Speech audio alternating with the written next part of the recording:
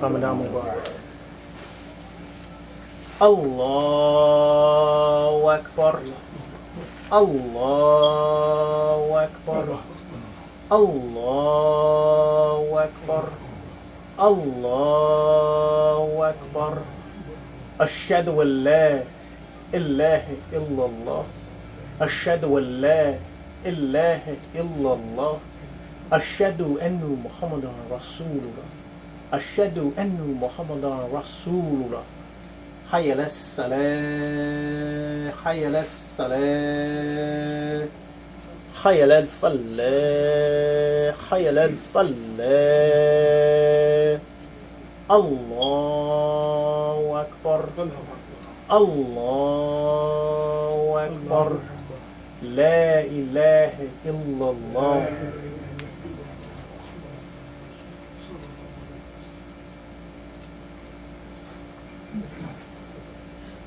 Once again, dear believers, dear Muslims, we greet you in this most auspicious, holy month of Ramadan with the greetings of Ramadan Mubarak. Ramadan Mubarak. We hope that all of us are having a tremendous, easy Ramadan. We begin Bismillah ar-Rahman ar-Rahim Alhamdulillahi Rabbil Alameen Nahmaduhu wa nasta'inuhu wa nastaghfiruhu wa nu'minu bihi azza wa jalla ashhadu an la ilaha illallah wahdahu la sharika lahu wa ashhadu anna محمدا عبده ورسوله صلى الله عليه وسلم وعلى آله وصحبه أجمعين وبعد. أيها المسلمون, in God's name, the merciful benefactor, the merciful redeemer, the perfect praise belongs to God, the guardian, revolver, cherisher, keeper, sustainer of all worlds, of all systems of knowledge. We render all praises to Him and we seek His help and we ask His forgiveness. We put our complete trust and faith in Him. Mighty and sublime is He. I bear witness that there is nothing worthy of worship except Allah alone, the one and only. There is none like unto Him. And I bear witness that Prophet Muhammad is Allah's servant, messenger, prophet to all of mankind. We ask Allah's peace, His blessings, His highest exaltation be upon the Prophet Muhammad, upon his family, his companions, the righteous, all on you, O Muslims, be peace. We greet you with the language of the Quran. Assalamu alaikum. Abu Bad, and what follows of this excellent salutation or salute to our Prophet Muhammad, praise and peace be on him. Dear Muslim, I advise you as well as myself to fear Allah and obey Allah. Have taqwa, have the highest regard for God and obey God. Dear believers, our talk for this Juma khutbah or lecture is being thankful. Being thankful. Being thankful. Allah subhanahu wa ta'ala, that is God the sacred and the mighty, says in His holy book, Al-Quran, translated by Abdullah Yusuf Ali. May Allah subhanahu wa ta'ala have mercy on him. It is we who have placed you with authority on earth and provided you the earth with means for the fulfillment of your life. Small are the thanks that you give. Again, Allah says, it is we who have placed you with authority on earth and provided you in the earth with means for the fulfillment of your life. Small are the thanks that you give. We means, when Allah says we, because we know that Allah has no associates. We know that He has no partners. We know that Allah doesn't need anyone, anything to help Him to do anything. So this we has to be a real comprehensive and profound word. Dictionary has different words, but Allah, the dictionary is the best dictionary. If you want to know a word in the Quran, you go to the Quran. And this is what we means. It means the primary origin of everything we see and those things that we don't see. And created by Allah subhanahu wa ta'ala, working for His will and purpose and pleasure. So that doesn't mean everything that we see, regardless of what we see, the origin of it, the very existence is because of Allah. And the things, of course, the multitude of things that we don't see, Allah is the origin of those things. That's what we means from the Quran.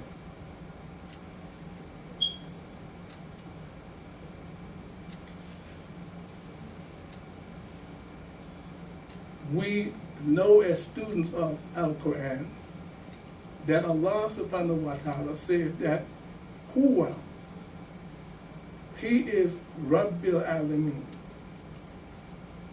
You know, we have been taught. We didn't know that before we were taught. Rabbil Alameen, the one who brings everything into existence and gives everything that it needs for its total life. Most times you'll see in the translations, you'll see the word Lord. But that word Lord is very insignificant to Ra. So you got the Lord of London, you know, you got the Lord of the house, you know, this Lord, that Lord, right? But none of them have created anything of any significance, including their own self. But when you say Rab, this term means that Allah subhanahu wa ta'ala, simply with us, has willed us into creation without any help or knowledge of anyone. Our parents had no knowledge that they would have you.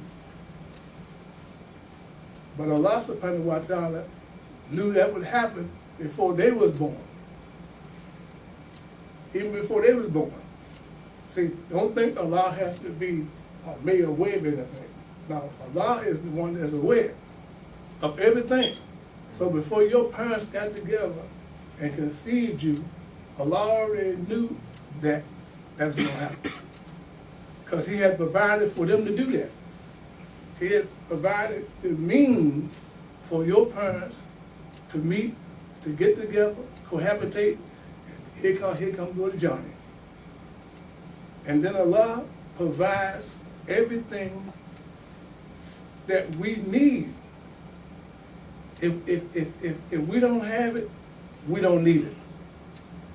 If we need it, then Allah subhanahu wa ta'ala has put it into our development to get everything that we need for our whole life.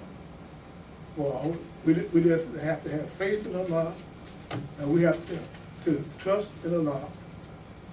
And more importantly, brothers and sisters, we have to be thankful.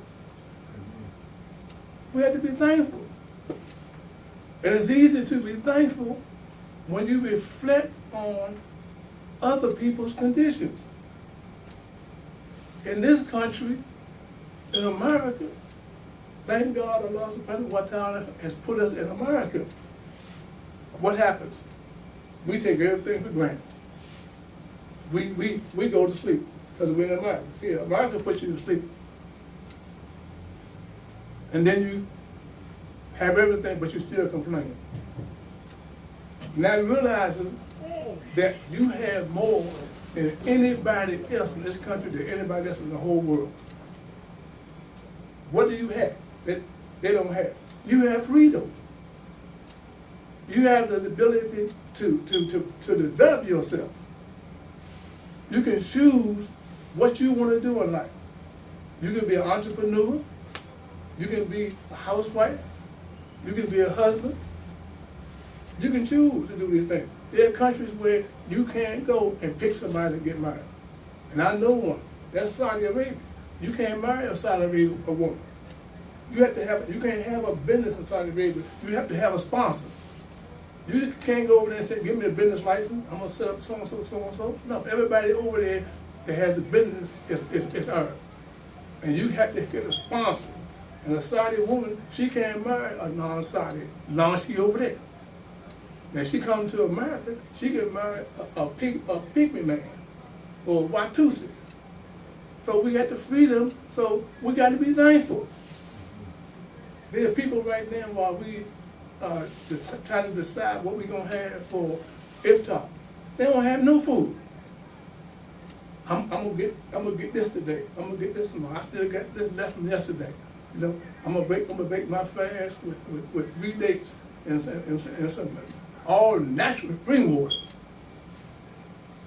Well, when you do that, remember there are people out there right now in the heat, nowhere to go, nowhere to sleep, living on the street. You come home, you got the air conditioning on. See, we got to be thankful. That's the whole point. The Prophet sallallahu alaihi wasallam said, don't look at the one that has more than you, right? He said, look at the one that don't have what you have, and then maybe you will be content. You see somebody with a very big old Maybach, and you struggling, don't worry about the Maybach. Look at the person standing at the bus stop, and it's 100 degrees, and they got water coming down their face, and you riding around in some kind of car. You got to be thankful. Always be thankful.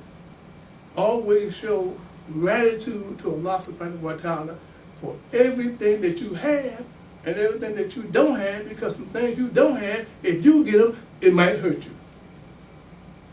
You may ask for something that if you get it will destroy you.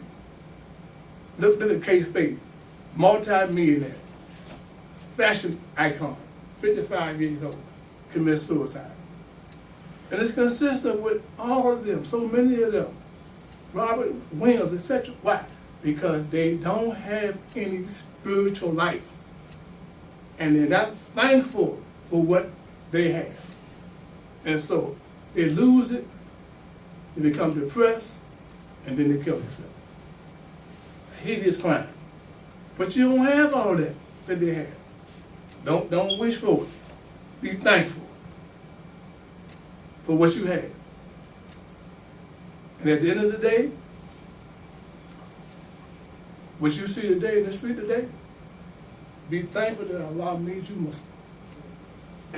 If you don't have nothing, be thankful that Allah chose you out of it. Everybody that you come in contact with, which 1 out of 3 suffering from mental illness. In the cities, 1 out of 3 people are suffering from mental illness. They're certifiable, they're crazy. But Allah chose you and chose me to be Muslim. And then He blessed us with the Quran. We have the Quran. We have Al-Quran.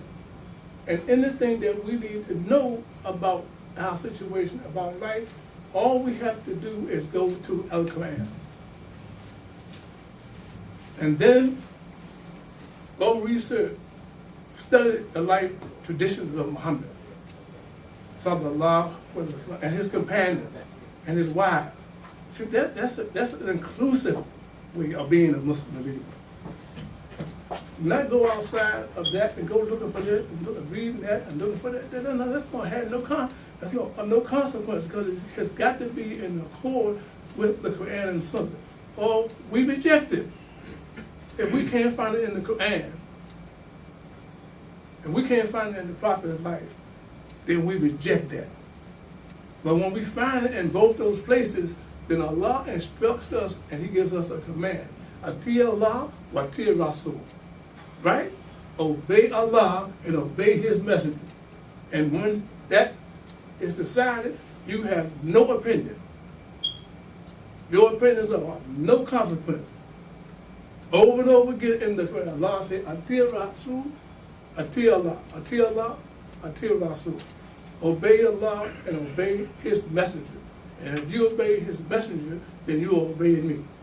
And if you don't obey His messenger, then you are not obeying Allah. And everything is laid out for us. Religion is easy. Look how easy Allah made this Ramadan for us. We already talked about where the end going to be at. That fast. Because according to Rasulullah sallallahu alaihi wasallam, Shaitan was chained up. For who? For you, the believer. If you fasted. If you're not fasting, he's wide on his job. He's like a wolf and you by yourself if you're not fasting. But if you're fasting, then Allah protects you, have Satan chained up, can't get to you, because you're constantly remembering Allah. He hates that. You're constantly calling on Allah's name. You're constantly calling it down. You're constantly making salat. You're constantly being obedient to Allah by fasting. You're being obedient by having suhoor, by stopping when it's time to make the iftar. Stop. Stop. Don't keep on doing something else. Stop. That's what's required. That's what you call a strict fast. Not doing what you want to do, doing what Allah tells you to do. He said He is the one who will reward you for the fasting. If you realize it, if you fast the whole month of Ramadan and you be sincere, Allah will forgive you for your previous sins. People don't say that enough. We're talking about something big. We're talking about all the sins you done did prior to Ramadan. If you fast this month for Allah's sake, for His pleasure, for His will, Allah will forgive you for all that. You might die. And no, you're going straight to the Jannah. Now they're going to let you even see the Jahannam. You ain't going to see it. So we don't understand how big this thing is that we're doing. And what we're doing now, all over the world, people that are Muslims, we're in tune with them all over the world. So that proves that it's the one God. They don't know you, Ethiopia. You don't know these people in Spain, but all of them doing the same thing. All of them are fasting. Those who are able, they're fasting. So that means it's one God. 3 months from now, when all of us who can go to Hajj, we're going to see people of all nationalities, because that's going to prove that there's one God. Ain't no other big congregations like that. Jews don't have nothing like that. Christians don't have nothing like that. Hindus don't have. The only one that had that are the Muslim men and women, the believers. That's a big thing you're involved in. So we got to stop worrying about little small, insignificant, petty stuff that's going to be gone. They're going to be here when we gone. We got to be thankful. If you don't remember nothing I said to them, you leave out here, be thankful that you are not one of the people that's in living hell right now. Living hell. Blind. Think what they're doing is entertaining and enjoyable. Oblivious to what's really going on. Spending all their money with people that can't do nothing for them. Honorable Muhammad said they love the white man because the white man gives them absolutely nothing. Didn't he say that to me? Love the white man because the white man gives you nothing. Can't go to the bank and get nothing from him. Can't go to the credit union and get nothing from him. Can't get no money to develop nothing. Can't move where you want to move because the white man systemically blocks you. Give you some kind of weak excuse. white man come along, give him all that he needs to advance, so he can keep his foot on our necks. Very sophisticated. But if you put your faith and trust in Allah and be grateful, Allah will bless you with everything that you need. And if He don't give it to you, then you don't need it. You shouldn't want it. Allah says in the Quran, say, O Moses, I have chosen you above other men by the mission I have given you and the words I have spoken to you. Take them, the revelation which I give you, and be not of those who give thanks. Don't be of those that don't give thanks. They take for granted everything that you have. Man, you woke up this morning, you should have said, oh Lord, thank you for blessing me to wake up after you called me to die. If you lay down at night, you should say, oh Lord, I live for you and I die for you, because He takes your soul. And you don't know if He can return your soul or not the next morning. You don't know you sleep as a brother of death. Farrakhan's son just died in his sleep, his oldest son. You think Farrakhan knew that? The honorable minister, you think he knew? You think his oldest son knew? No. But Israel, the angel of death, he knew. Go take his soul while he's sleeping. And you don't wake up. You can lay down and don't wake up. You wake up, be thankful. Because you got another day to die up on your best day. Ask Allah to bless you to die on your best day, not when you're cutting up and involved in foolishness and nonsense and bickering and arguing and got a problem with somebody. Ask Allah to bless you on your best day. Because you cannot get around the fact you're going to have a physical death. Tell them, Muhammad, that everyone will have a taste of death. Why? Because then and only then will you be shown the true recompense of your lifestyle. He was this, she was that. Okay, we're going to find out what she was, you're going to find out what you were. We're going to find out what you did with your time. You worry about somebody else's time. No, the only time you got to worry about is your time. Because when your time is up, they're going to say, guess what? And it's going to be one of us. And then you go on that journey that nobody can describe. When you get in that grave, there ain't be no more conversation. We don't know where you're going. Or how you're going to get there. But you're going. And you're going to be raised up and meet your Lord. And then you're going to be questioned about everything you did and said. Every single thing. Think. From the time you knew what was right or wrong, and we ain't talking about when you was a baby and they told you don't go in the kitchen. We talking about when you was an adult, reached the age of puberty. When you start knowing what's right from wrong, you're going to be approached about that. You think you got away when mama told you don't go in the kitchen no more and put your hand in the cooking jar, but you wasn't there yet. You snuck around like a soldier on the ground. You going around and went up there and got your cooking. Anyway, but it's going to be all documented. It's small, it's small. Allah's not going to hold that against you. And in fact, for you to get into hellfire, you have to do enormous amount of evil to get into hellfire. Because Allah said, He obligates Himself. He said His mercy far, far exceeds His wrath. So things you think that people will get in the hellfire for, whatever, Allah, after all they go through, Allah forgive them. See, because He's all forgiving, most merciful. That ain't just the same. So nobody can forgive like Allah forgives. And the prophet said, if you had sins as high as 2 mountains, if you came to Allah and asked Him for forgiveness, He will forgive you. Now, you can't keep on doing the same thing over and over and over again, because then that means you're a blatant disregard for disbeliever. So, hell gonna be filled with men and stones. So you may be one of the ones that be in there with the stones. If you determine to be in it, because you know the question was asked, right? Is hell filled? Did you read it before?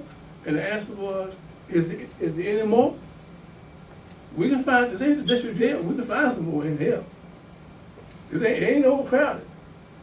So if you want to be in here, you keep on doing what you're doing. Keep disrespecting God's creation, keep on disrespecting God, keep denying God, associate yourself with God, and you'll be right in hell with the rest of the ones in there with you. But you got to work to get in here. So why not work better while you're living and be thankful? And show gratitude for everything that God has blessed you with.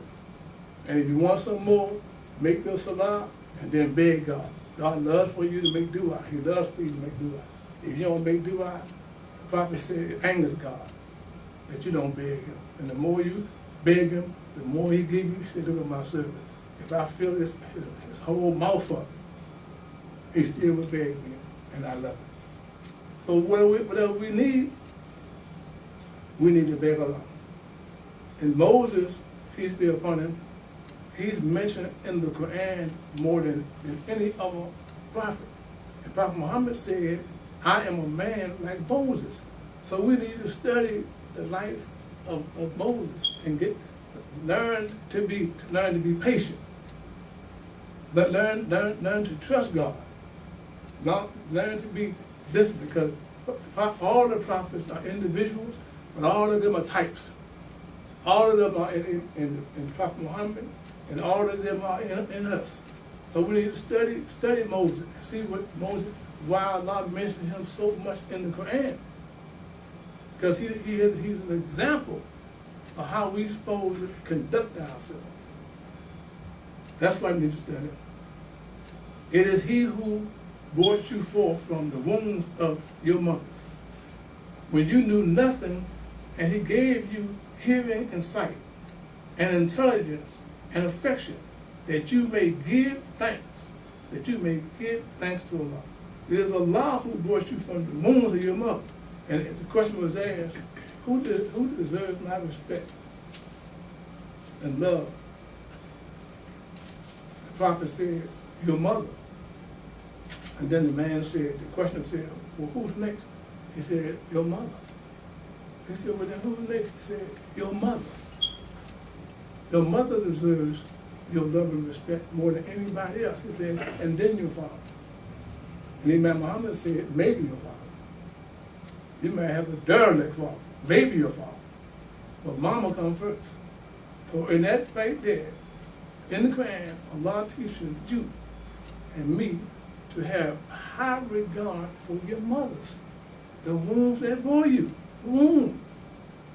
When you were in the darkness, when you knew nothing, and when he brought you out, you don't even remember you was in the womb.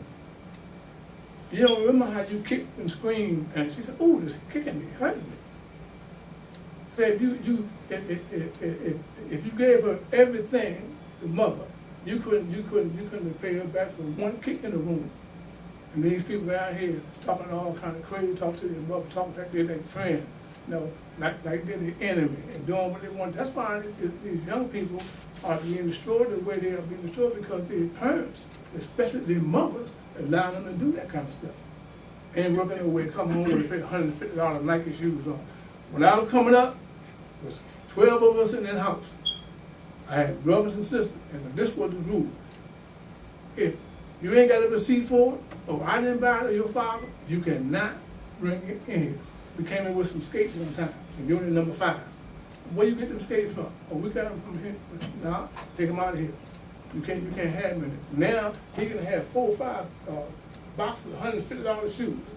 And she sit back and know he ain't working nowhere, trifling, stinking, getting high, and she feed them cornflakes, letting them look at television all day long, ain't doing nothing, and destroying the manhood, destroying the humanity in the individual, and then wonder why they become criminals and dangerous, so to the point where they're afraid for him to live with them.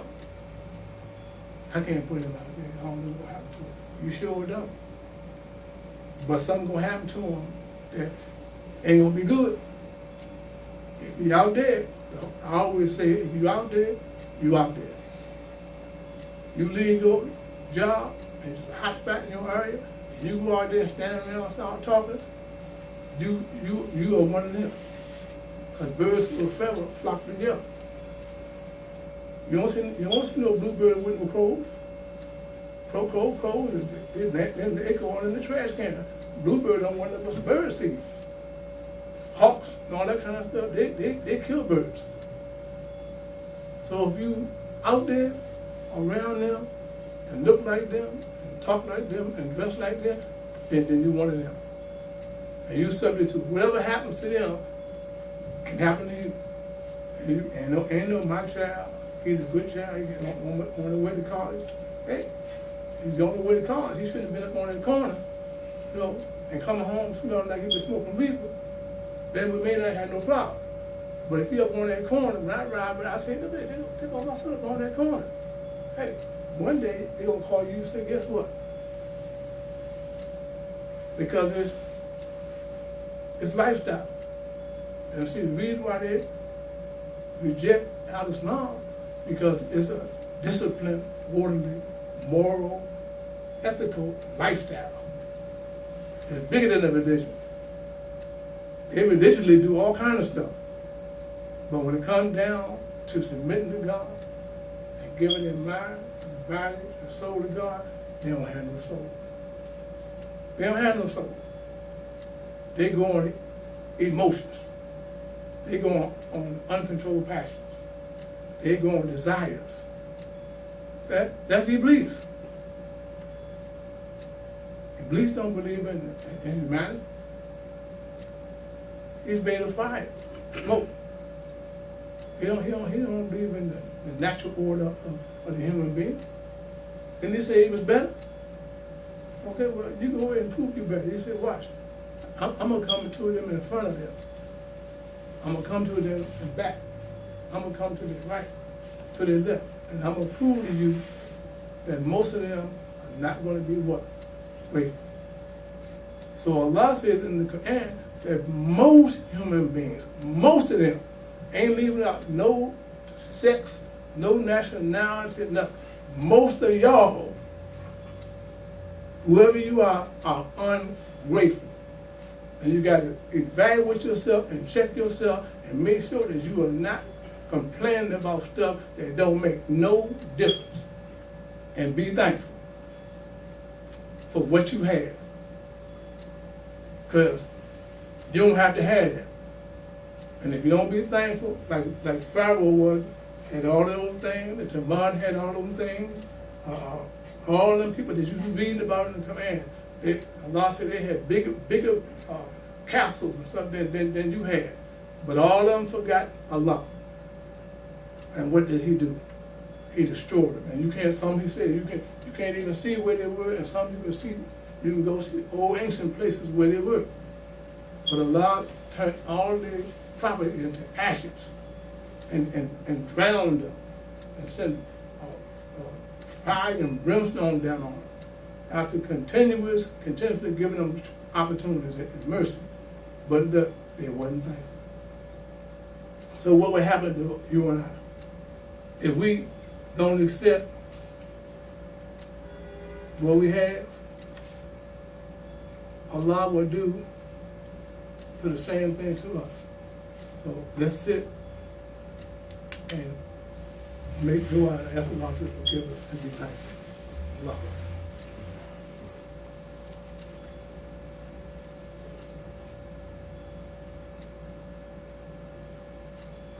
Alhamdulillah, we're gonna cut this. I'm like Imam getting Uqda. When he comes with a whole arsenal. And then he found out at the time, Allah has been showing the time. And then you gotta respect the audience. And you don't have time. And inshallah, he and I are supposed to be presenters at Ali Khan Center this Sunday. One thing we supposed to, he and I are supposed to speak on the 4 birds. I'm speaking on business. I'm speaking on education and business. He's speaking on culture and politics. I know what y'all say. How he gonna speak on education? Well, come and see. They said the same thing about Muhammad the Prophet. They said he was an unlettered man. They said he was illiterate. They put all them titles on him, but he became and will always be the greatest living human being that has ever lived. They called him Majmood, meaning he was crazy. They called him a magician. But what they overlook is that when Allah chooses you, He educates you. And Allah subhanahu wa ta'ala has chose me. I don't have no high school diploma, but find somebody that has done what I have done. I'm at Hajj, Imam Sultan Muhammad Abdullah, not Bobby Joe. I'm a businessman, viable businessman. I'm a philanthropist. You find somebody that you know that has done what I've done with a PhD, made millions, gave away millions. You find somebody who have done what I have done.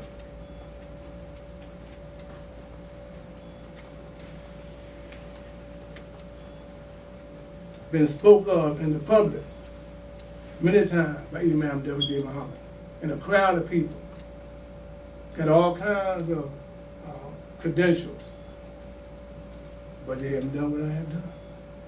And how did I do it? By being thankful, by being grateful, by being humble, by being charitable. And then Allah subhanahu wa ta'ala, He told Prophet Muhammad, I will teach you. Don't worry about them understanding. I will teach you the religion, and I will make you learn it and remember it, and I will make them understand it. So that's the job of an imam, like myself. Don't have to have no teachers. Ain't been into no imam's class. Self-taught. Why? Because Allah chose me to be an imam. Have the courage to go anywhere, to the White House or the outhouse. Don't matter. Because I'm going to speak the truth. No, ain't that what Allah said do? Allah said speak the truth. Whether it's against yourself or your family, the rich or the poor. Ain't that command? And that's what I'm going to do. And you don't want to hear that? Don't call me. Don't come to where I am, because I'm going to always speak the truth. It's not always going to be tasteful to you, but when you check it, the litmus test, put the test to it. Put the test to what I say. Go back and read the Quran for yourself. Go back and study the life of Muhammad the Prophet, sallallahu alaihi wasallam. Go back and study the scholars, especially our leader, Imam W.D. Muhammad. Study it and see what you find. And then when you see the reality, you'll know. Like they say about Sultan, yeah, you've always been honest. You've always been trustworthy. And eventually, all came to say, you have spoken the truth.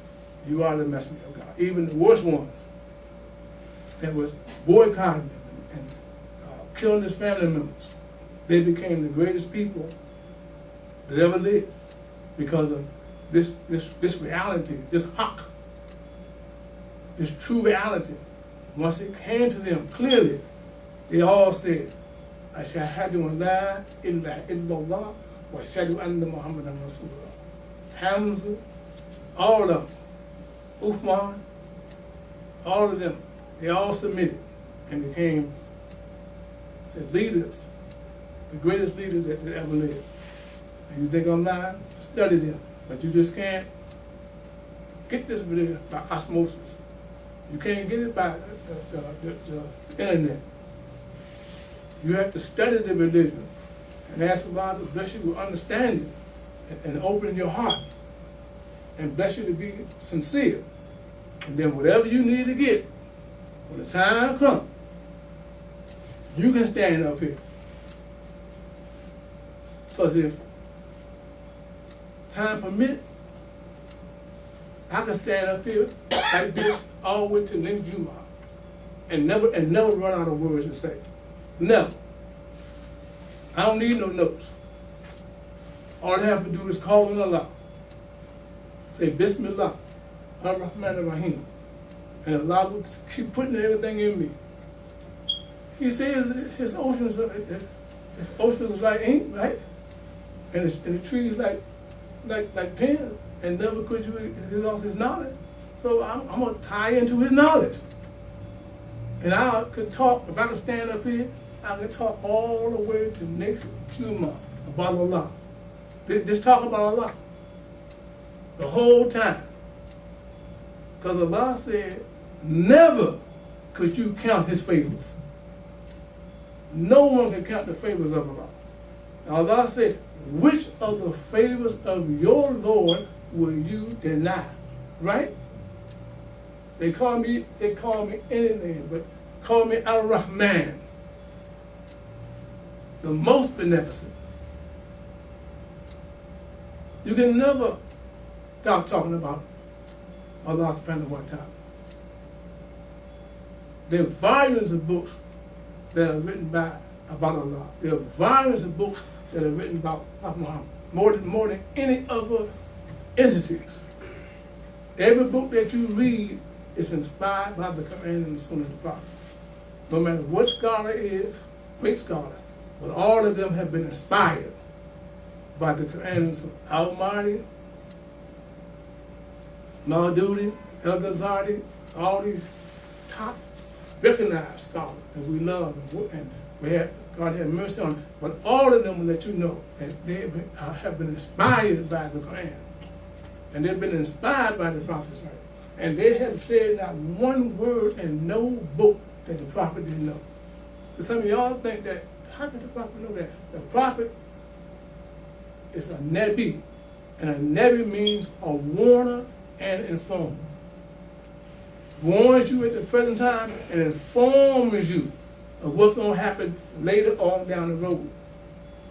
So he already is aware of everything that we're coming in contact with now. Muhammad the Prophet already knew that. Don't sleep on him, think that somebody else, oh man, I wonder if the Prophet know that. Yeah, the Prophet know you just ain't know it. So we're going to make these du'as that the Prophet sallallahu alaihi wasallam that he made. And when we saying these du'as, these are the du'as that I usually use every day after I make my Fajr Salat. And you listen to these du'as, and you say Ameen, and you hope Allah bless you as a result of it. And be thankful. That's the name of this talk. Be thankful. So let's make dua. Oh Allah, make light in my heart, light in my eye, light in my ear, light on my right, light on my left, light above me, light beneath me, light before me, light behind me, and made you for me light. Light in my tongue, light in my strength, light in my blood, light in my hair, light in my body, light in my soul, and magnify for me light. O Allah, bestow upon me light. O Allah, I cannot manage this life myself without you. Please make of my life what you want it to be, what you prefer it to be. Do not allow me to act on my own. Help me to act only in obedience to you, Allah. We hear and we obey. Forgive us. We are asking your forgiveness. Oh Allah, I seek your forgiveness and your protection in this world and the next. Oh Allah, I seek your protection in my religion and in the life of the world, in my family, and in my property. Oh Lord, draw a veil across my secrets and preserve me from anguish. Oh Lord, guard me from what is in front of me and behind me, from my left and from my right and from above me. I seek protection in your greatness from being struck down from beneath. Oh Allah, I take refuge from that I should ascribe anything as a partner in your worship, and I am very aware of that. And I beg your pardon for that sin which I am not aware of. O Allah, the creator of the heavens and the earth, the knower of all things hidden and apparent, the Lord and sovereign over all things. I bear witness that none have the right to be worshipped except you. I seek refuge with you from the evil of the devil and shirk, and from committing evil against my own soul or bringing it to another Muslim. Oh Allah, you are my Lord. There is no God except you. You have created me. I am your servant, and I will observe my commitment of faith to you.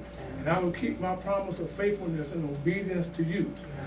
And you, I seek shelter against the evil of my deeds and character.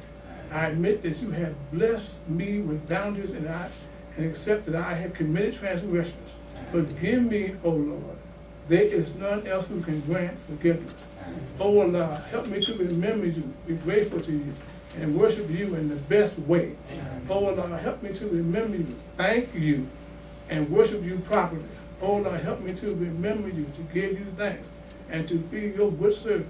O Allah, I have greatly wronged myself, and no one forgives sins but you. So grant me forgiveness and have mercy on me. Surely you are the merciful. There is no God but you. Glory be to you. I seek forgiveness from you for my sins, and I ask for your mercy, O Allah. Increase my knowledge and let my heart not swerve after you have guided me, and bestow mercy upon me from yourself. All praise be to Allah, who has given us life after our death, and to him is the resurrection. ربنا آتنا في الدنيا حسنة وفي الآخرة حسنة وقنا عذاب النار. سبحان ربك رب العزة عما يصفون وسلام على المرسلين والحمد لله رب العالمين وأقم الصلاة.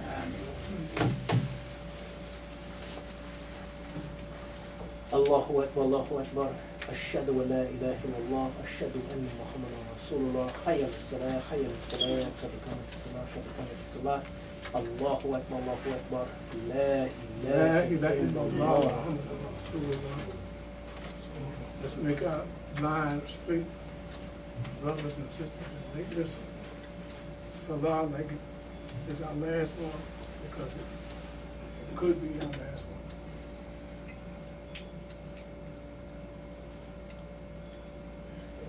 Allahu Akbar. Allahu Akbar. Bismillah ar-Rahman ar-Rahim. Alhamdulillah Rabbil Alamin. Ar-Rahman ar-Rahim. Malik yawm al-din. Iyyaka na'budu wa iyyaka nasta'in. Ihdina as-sirata al-mustaqim. Sirata alladhina an'amta 'alayhim. Ghayril maghdubi 'alayhim ولا ضالين. آمين. إنا أعطيناك الكوثر فصل لربك وانحر إن شانئك هو الأبتر. الله أكبر. الله أكبر. سمع الله لمن حمده. الله أكبر. Allahu Akbar. Allahu Akbar. Allahu Akbar. Allahu Akbar.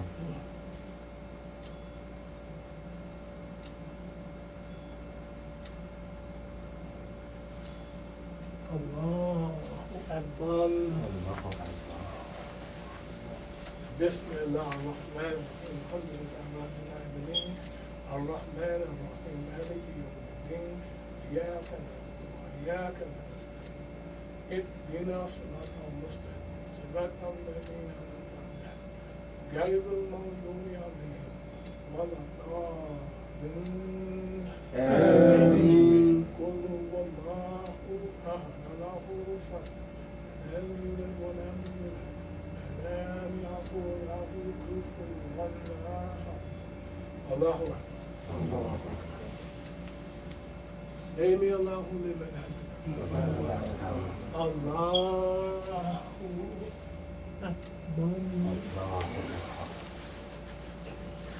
الله أكبر. الله أكبر. Allahu Akbar.